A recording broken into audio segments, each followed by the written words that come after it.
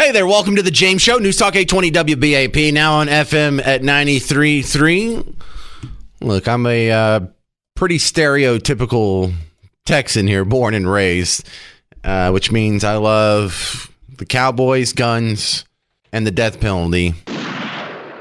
Not in that order this season, though. Cowboys are not in my top 10 of anything this season. But listen, even the most strident death penalty fans, as myself, we don't want to see an innocent person executed ever. And if that could ever be prevented, why, of course. And if we're going to err on the side of killing too many or not killing enough, well, I'm enough of a softie that I would rather let a guilty man not get killed than kill an innocent man accidentally. And so even with that orientation in my approach to the death penalty, this next case, or this case that you've been hearing about for about a week or so now here in Texas, it keeps getting weirder and weirder. Javier Perez is back on the James Show. And look, without even getting into the details of the case and whether or not this guy is innocent or guilty, there's a lot of legal questions that I have about the sort of legal machinations that halted this execution last week, because I was under the impression not only the governor could do that, but they found some sort of weird loophole, Javier. That's right. It really is. I had to read several articles to kind of understand this. Really, kind of, I don't know if it's completely unprecedented, but certainly unusual path for this story to kind of get where it was. The state legislature getting involved, which is highly unusual, seeking to have Mr. Roberson testify, I think in part just to buy some time after they heard a full day of testimony from other experts and whatnot. And so it's a kind of a civil remedy in terms of we want to hear what this guy has to say, and they can kind of put a pause on the other proceedings to do so. I think there's something like 80 legislators from both sides of the aisles, the far extremes of either side, had signed on to this effort. So that's another interesting part about this. I can't say this is some level of political hackery because it seems fairly bipartisan. What are these people alleging? What, they think he didn't kill his daughter? Right. So it's the cause of death is what that issue. So he was convicted originally because of the shaken baby syndrome diagnosis, right? Right. Which was this, I guess, kind of medical theory, scientific theory about why babies sometimes die. And in this case, that's kind of what the determination was, is that's why his daughter died. But since then, there's been a lot of research and I guess, people kind of walking back, the scientific community walking back that syndrome or that diagnosis and really questioning whether that was the cause of death. The theory here in Roberson's case is that he was, his daughter passed away related to complications with her having pneumonia because she was medically vulnerable, had a lot of health problems. So that's kind of where the question lies now that we have more science on the issue.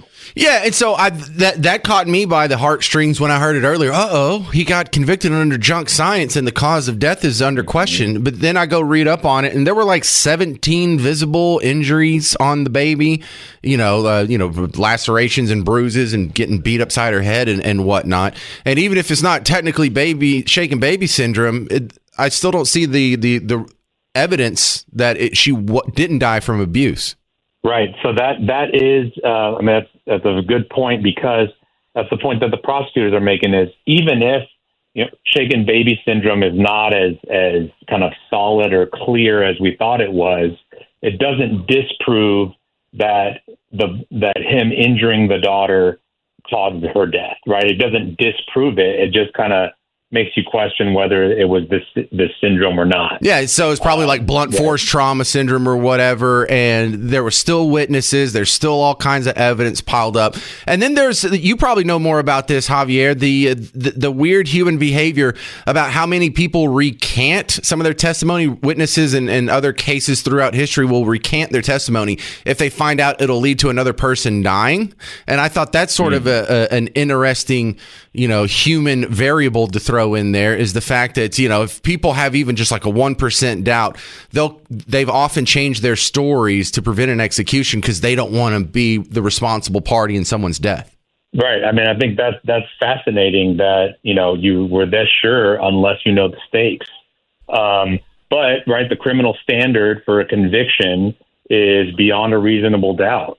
And I think that's where this case lives and why it's gotten so much kind of support across the political spectrum and others in terms of not putting to death someone who we're not sure did it. And I think a lot of that is, there's been, I think I've read something about there's been like 8 cases of people put to death for shaken baby syndrome, and 2 of them have been exonerated after the fact. So I think there's a question about whether this is a solid enough basis to use the death penalty. But I think it's an interesting question, absolutely. And prosecution is sticking to its guns.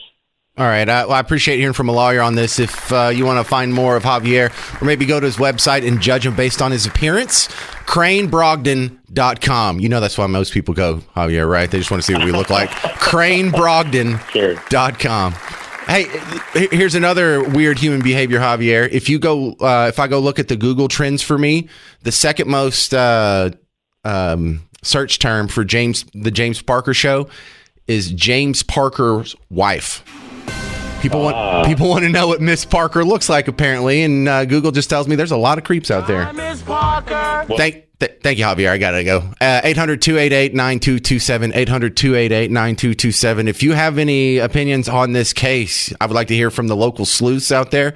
800-288-9227. We'll talk about that and more on the beginning of early voting in Texas. It's the James Show. I'm James Parker on News Talk 820 WBAP, now on FM at 93.3. Hey there, welcome to the James Show. News Talk 820 WBAP, now on FM at 93.3. Well, like a good little Christian boy, I got married and had 4 kids. Thank you very much. On purpose. Same woman. I'm not a small forward for the Mavericks or anything. Just little old me. That's what we do out in Bug Tussle. We get married. We make a lot of babies. I remember it being expensive, but it wasn't that long ago. I guess my youngest kid's now 9. Okay, maybe it was a while back. Apparently, it's gotten a little more expensive in the last decade. Dr. Bill Hennessy's back on the James Show. Just how expensive has it gotten these days, Doctor? Hey, it's plenty expensive, and it's just not voting season. It's benefit season. Merry Christmas. You're about to be demoted as your health insurance costs go up more than the raise you didn't get. Oh, yeah. I just did that yesterday, the benefit season. Thanks for reminding me about that. Great. Hey, they are going up too much. All right, Bill, I'm a guy who's 47. I haven't been to a doctor in adulthood. Period, point blank. I had a vasectomy. But other than that, I haven't been to a doctor in adulthood. But I have paid every month health insurance. That's where we need to start. We have to separate health care from health insurance because it's the only insurance where people say, does it cover my doctor visit? Well, your doctor's $100 or $200. Who cares? Insurance is for a financial catastrophe, like your house burning down. So we should be paying cash for all outpatient care, like blood work or imaging or a doctor visit. And insurance is for that catastrophe of being hospitalized or receiving cancer Oh, my care. God. Dr. Bill, why is it so hard to find someone who's good at medicine but also good at economics? I find so few doctors understand this that it feels fantastic to finally hear it from a doctor. Yeah, I guess, I don't know. Is it because doctors have a built-in insurance for more and more stuff to be insured because that benefits them financially or something? Why do I not hear what you just said more from the medical community? I'm going to give you an inside secret here to just you and your listeners. In general, doctors are poor business people and they're arrogant to deal with. Oh, I think we all agree with that. Yeah. The other thing I've noticed is I've worked on financial shows, and how many doctors will make, 6 figures, 300,000, 400,000 a year, and they're basically living check to check. Like when they get to retirement, they haven't saved hardly anything. So yeah, it's amazing to see how people can be so smart in one field and so awful in other fields. Well, I'm a bit different there. I've founded or co-founded 5 businesses all in the medical cost savings space. I have 3 daughters, and I'm Catholic too, but they have a 4-step money rule, and they all know it. Hit me. Earn, save, invest, spend. And that's the way we do it in the Hennessy House. Look at that. Okay, so let's talk about the election that's coming up. Is either candidate or either political party really proposing anything that would make a dent in the rising healthcare cost?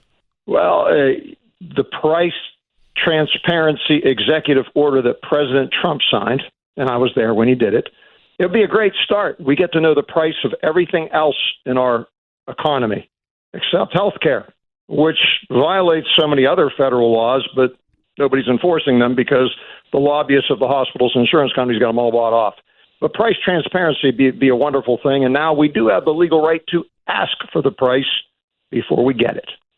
Yeah, and I thought that at the beginning of your rant, just questioning the use of the word insurance is where we should start, because like you said, insurance is supposed to be like a risk sharing pool that you put into. But if it's not risk, if it's a guaranteed expense, like a car's oil change or whatever, then it's not insurance. Now what you have is a cost sharing program, and it legally, I think, shouldn't be allowed to be called insurance if you're mandating so many of these regular, scheduled, expected appointments. Well, I agree with you. And if we look at it right now, the 4 publicly traded health insurance companies, it works for them, so they don't want to switch it. So here's 2 examples of how it stays broken. Real quick. Broker gets $25 per employee per month commission for selling an insurance product, health insurance.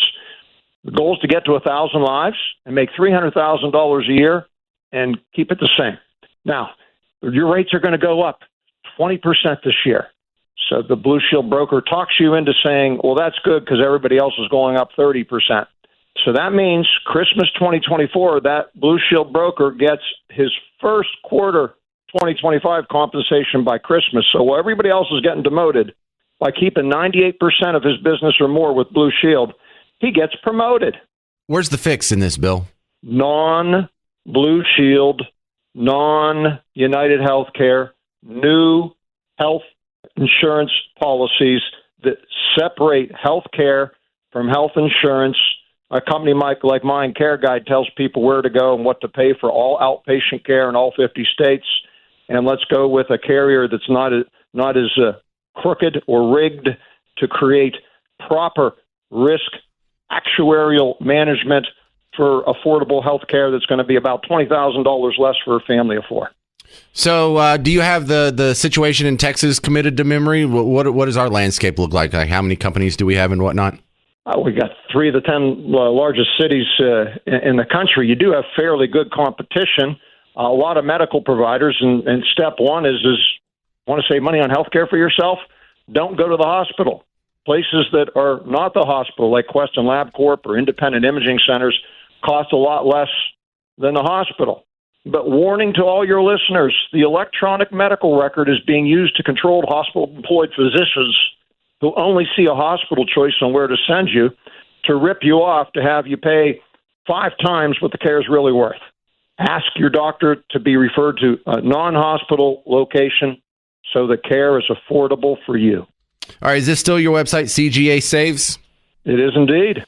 All right, so CGASaves.com. That's for Care Guides Advocates. And this is Bill Hennessy. What can you do for Texans? Well, we're gonna help millions save billions on healthcare. You can buy a bundle right there, GetWellStayWell. And that's a website, Get Well Stay Well. And you can, our wares and blood work and telemedicine, everything's packaged at one way low price that is making Texas Blue Cross Blue Shield cry. Thank you very much, Bill Hennessy. Find his website, CGASaves.com. Thank you, Bill. Thank you. All right, a doctor who knows economics. Where do we find this unicorn? That was kind of amazing. All right, coming up in about 40 minutes, we're going to play Dead or Alive. I have some tickets to give away to go see Rascal Flatts. And if you want to play, it's our easier game show. I list 10 celebrities. You have to say if they're dead or alive. So stick around for that if you want to get some tickets to go see Rascal Flatts. Coming up next, we're going to have a replay of the opening segment of the show with Blonde Kamala. We figured we'd check in with my favorite Kamala Harris impersonator on this, the opening day of early voting here in Texas. 800-288-9227. I'm James Parker. This is The James Show. News Talk 820 WBAP, now on FM at 93.3.